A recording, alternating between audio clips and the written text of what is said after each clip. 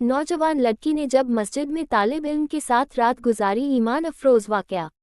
एक नवाब की खूबसूरत लड़की फसाद के दौरान मस्जिद में पनाह लेने के लिए दाखिल हुई तो देखा कि एक नौजवान लड़का तिलावत में मशगूल है।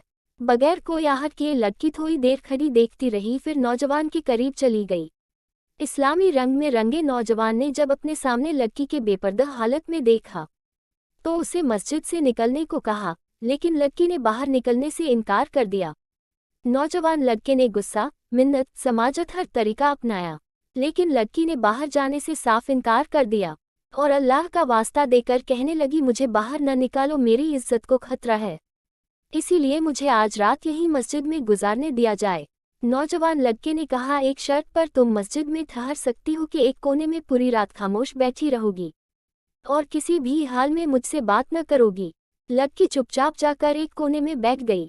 उधर नौजवान इबादत गुजार लड़का हर थोड़ी देर के बाद अपनी एक उंगली जलते चिराग पर रखता और फिर सिसकियां लेकर उंगली हटा लेता।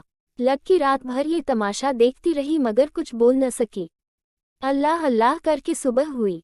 लड़का फजर का अजान देने के लिए उठा तो लड़की से बोला कि अब वो चली जाए, नमाजी आने वाले होंगे, किसी को कोई गलतफहमी न हो जाए।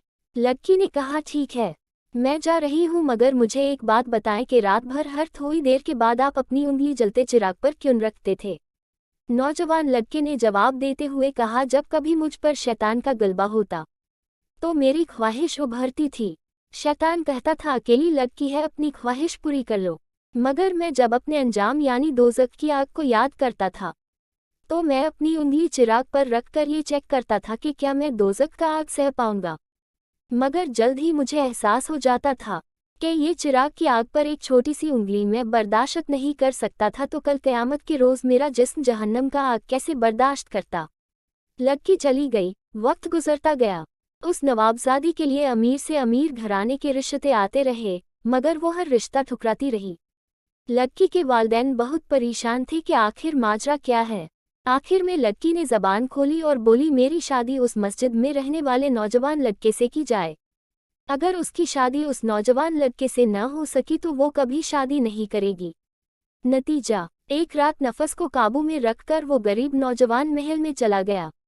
ज़रा सोचे, अगर हम सारी ज़िंदगी अल्लाह के बताए रास्ते पर चलते रहें तो कल क़यामत के रोज़ अल्लाह सुबहान व तौला हमें क्या क्या अता करेंगे। शेयर भी करे तारानकन। अल्लाह पाक हम सबको नेक राह पर चलने की तौफीक अता फरमाए, आमीन।